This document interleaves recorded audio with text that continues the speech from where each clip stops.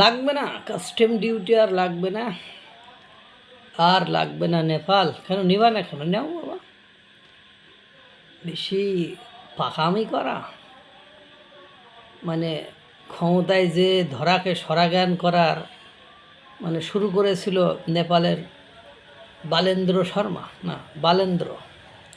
আমি বলছিলাম যে বালেন্দ্রর ফাল পড়তে আর বেশি দিন বাকি নেই। তো 15 দিন হয়েছে, 15 দিনের মাথায় তার 16 কলা পূর্ণ হয়ে গিয়েছে। তার দেশের জনগণ তারা জানে আমাদের যে জীবনযাপন আমরা করছি, এই জীবনযাপন পরিচালনায় সরকার যতটা ভূমিকা রাখছে তার চেয়ে বেশি আমরা গুরুত্ব পাচ্ছি, বা তার চেয়ে বেশি ভারতের সহায়তায় আমরা আমাদের এই জীবন মানকে সামনের দিকে এগিয়ে নিয়ে যেতে পারছি। যখনই বলেছে যে কাস্টম ডিউটি চাপাবে 100 টাকায়, তখনই ওই দেশের জনগণ তারা মাঠে নেমে পড়েছে। কারণ তাদের পাসপোর্ট ভিসা ছাড়া ভারতে আসা, সেখান থেকে প্রোডাক্ট কিনে নিয়ে, স্বল্প মূল্যের প্রোডাক্ট কিনে নিয়ে নেপালে যে বেশি মূল্যে বিক্রি করে তারা জীবনযাপন করে থাকে। তারা পাসপোর্ট ভিসা ছাড়াই ভারতে এসে কাজ করে ফরেন রেমিটেন্স অর্জন করে দেশে ফিরে ভারতে কাজ করে আবার তারা তাদের সংসার চালায়। ভারত থেকে ডিজেল নিয়ে আসে, ভারত থেকে পেট্রোল নিয়ে আসে, ভারত তাকে তাদের নেইবার ফার্স্ট পলিসিতে বিলিয়ন ডলার দিয়ে থাকে।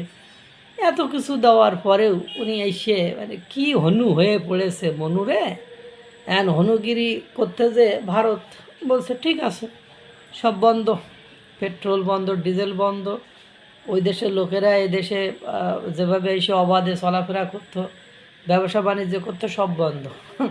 যখন জনগণ মানে শয়ে শয়ে হাজারে হাজারে রাস্তায় নেমে পড়েছে, তখন বালেন্দ্র শর্মা হাত পা গুটিয়ে লেজ গুটিয়ে পেছন দিকে দিয়েছে দৌড়। 15 দিনের মাথায় বলছে, ভাই লাগবে না, আমার আর শুল্ক লাগবে না, আমি আগের মতো আমি সব বদলে দিলাম, আগের মতো সব স্বাভাবিক করে দিলাম, যেভাবে চলছিলাম ঠিক সেইভাবেই আবার চলব।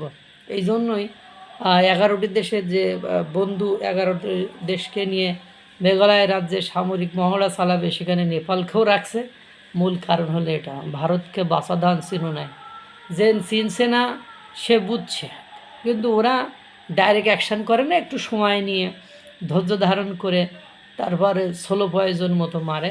একটু দেখতে থাকুন, আরও দেখবেন নেপাল ইতিমধ্যে বুঝতে পেরেছে আগের সরকারের কিক মেরেছে, তাতে ভারতের ভূমিকা ছিল, আর এ সরকারকে তাড়াইতে ভারতের কোনো ব্যাপারই না। কিন্তু ভদ্র ভাষায় বুঝিয়েছে এবং বুঝেছে, এবং নিয়মতান্ত্রিক পদ্ধতিতে তাকে ঘোল খাইয়েছে, সে ঘোল খেয়েছে, বা সে বুঝতে পেরেছে আমার অস্তিত্ব সংকট, বা আমাকে টিকে থাকতে হলে ওনার সাথে তেড়ামি করা যাবে না।